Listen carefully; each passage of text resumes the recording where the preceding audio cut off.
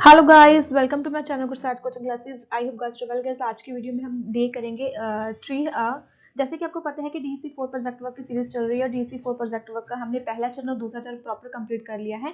अगर आप playlist check करना चाहते हो, वीडियो के डिस्क्रिप्शन में उसका लिंक मिल जाएगा, जाकर प्लेलिस्ट चेक कर सकते हो। आज की वीडियो में हमारा तीसरा चरण चल रहा है। तीसरे चरण का तीसरा दिन देखेंगे, इसमें जो कि हमारा जैसे करिकुलम पाठ्यक्रम क्या रहेगा, कार्ययोजना क्या रहेगी और रिपोर्ट लिखन क्या रहने वाला है।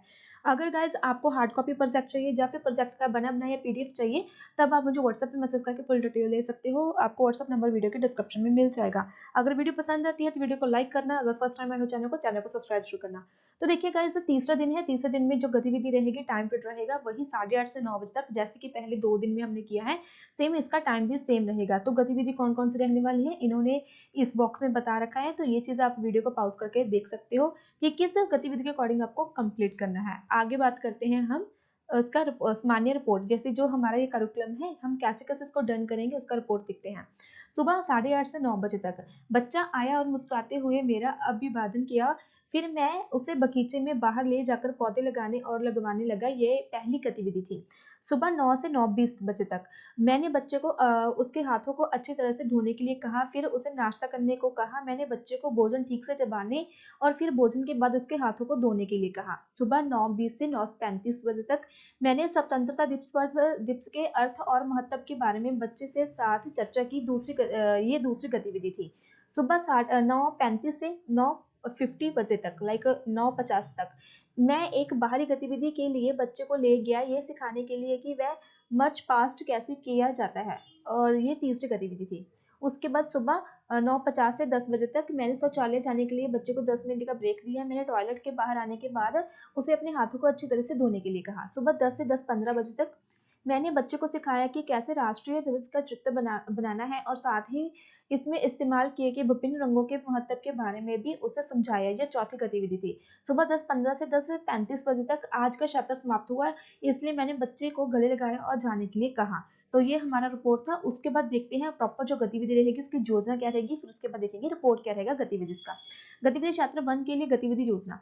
बच्चे को संवेदनशील पौधे लगाने का तरीका सिखाना और उसे पौधे लगाने के महत्व के अवगत कराना। लक्ष्य क्या रहेंगे, इस गतिविधि का उद्देश्य बच्चे को प्रकृति और पर्यावरण के बारे में जागरूक करना है और इस प्रकार उसके सृजनात्मक क्षमता का विकास करना है। सामग्री की आवश्यकता कौन सी रहेगी, गेंदे के फूल के पौधे, बाग के उपकरण। विषय वस्तु, मैं बच्चे को पौधे और बागबानी उपकरण के साथ बगीचे में ले जाऊंगा। मैं बच्चे को मिट्टी को ढीला करके घास और पत्थरों को उठाकर और गाय के गोबर को मिट्टी के साथ मिलाकर फूलों की क्यारी बनाना सिखाऊंगा। फिर मैं उसे एक दूसरे से समान दूरी पर पौधे लगाने में मदद करूंगा। तब मैं बच्चे को केवल पौधे पर छिड़काव करने, पानी देने का निर्देश दूंगा। तब मैं उसे समझाऊंगा कि पौधे हमारे लिए कितने उपयोगी हैं। इसमें आधा घंटा लगेगा।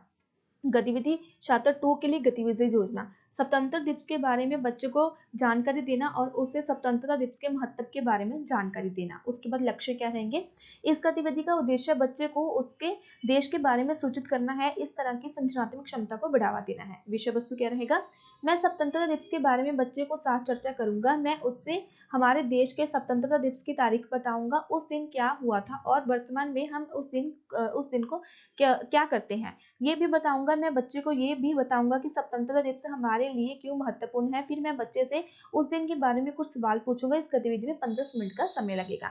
गतिविधि चैप्टर 3 के लिए गतिविधि योजना क्या रहेगी, बच्चे को मार्च पास्ट के मूल अवधारणाओं की परिचित करवाना। लक्ष्य क्या रहेंगे, इस गतिविधि का उद्देश्य बच्चे को सही और बाएं पदों के बारे में अच्छी तरह से वाकिफ कराना है, जिससे संज्ञानात्मक क्षमताओं के साथ साथ शारीरिक और मानसिक विकास हो सके। विषय वस्तु, मैं बाहरी गतिविधि के लिए कॉर्टिको मैं बच्चे को बाहर लेके आऊंगा। मैं पहले बच्चे को दाएं और फिर बाएं हाथ और पैर के बारे में सिखाऊंगा। फिर सलाम करना सिखाऊंगा।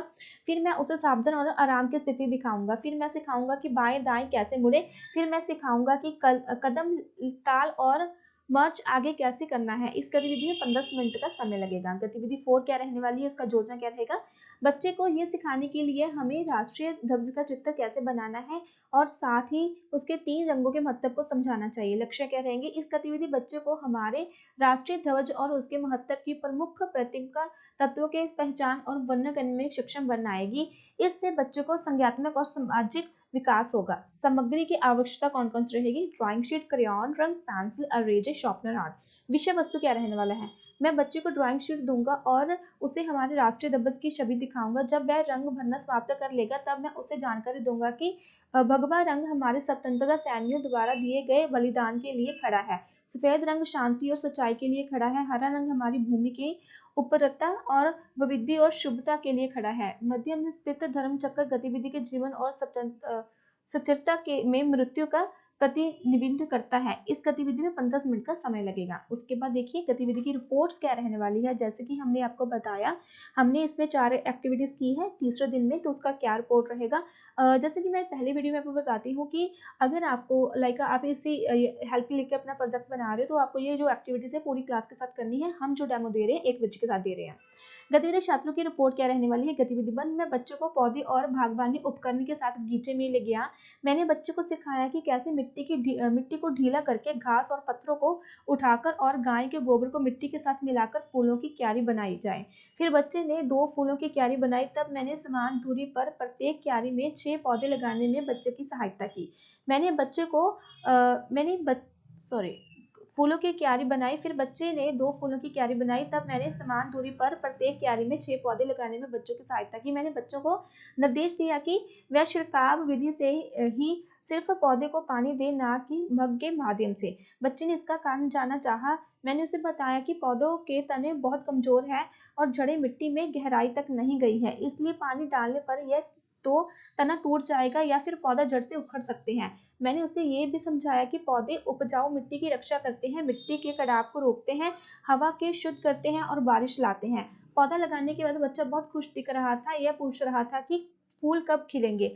मैंने कहा सितंबर महीने के अंत में। इस गतिविधि में 30 मिनट लगे। वह बहुत सफल रहा। उसके बाद गतिविधि 2 की रिपोर्ट क्या रहने वाली है। मैं और बच्चा कुर्सी पर बैठ गए। फिर मैंने बच्चे के साथ हमारे देश के स्वतंत्रता के बारे में चर्चा की। मैंने उससे पूछा कि हमारे देश की स्वतंत्रता दिवस की तारीख क्या है। बच्चा जवाब नहीं दे पा रहा था। मैंने बताया कि 15 अगस्त पूछा। बच्चे ने उस दिन क्या हुआ था। मैंने उन्हें समझाया कि हमारा देश ब्रिटिश शासन के अधीन था और हमारे स्वतंत्रता सैनिकों ने अपना बलिदान दिया। हमारी इस स्वतंत्रता लाई। इस दिन हमारे देश को ब्रिटिश शासन से पूर्ण स्वतंत्रता मिली। मैंने बच्चे को ये भी बताया कि इस स्वतंत्रता के कारण हम देश में कहीं भी जाने के लिए स्वतंत्र है, बोलने के लिए स्वतंत्र है, राय देने के लिए स्वतंत्र है, कोई भी नौकरी करने के लिए स्वतंत्र है या फिर किसी भी शिक्षा को प्राप्त करने के लिए। फिर मैंने बच्चे से पूछा क्या उसके टीवी पर झंडा फहराते देखा है। बच्चे ने सकारात्मक जवाब दिया। मैंने उनसे कहा कि हमारे देश में हर साल स्वतंत्रता दिवस मनाया जाता है। प्रधानमंत्री राष्ट्रीय ध्वज फहराते हैं और मार्च पास्ट भी होता है। बच्चे ने ध्यान से सुना। इस छात्र में 15 मिनट लगे। ये काफी सफल रहा क्योंकि बच्चे ने रुचि ली। उसके बाद गतिविधि 3 की रिपोर्ट क्या रहने वाली है, चेकआउट करते हैं।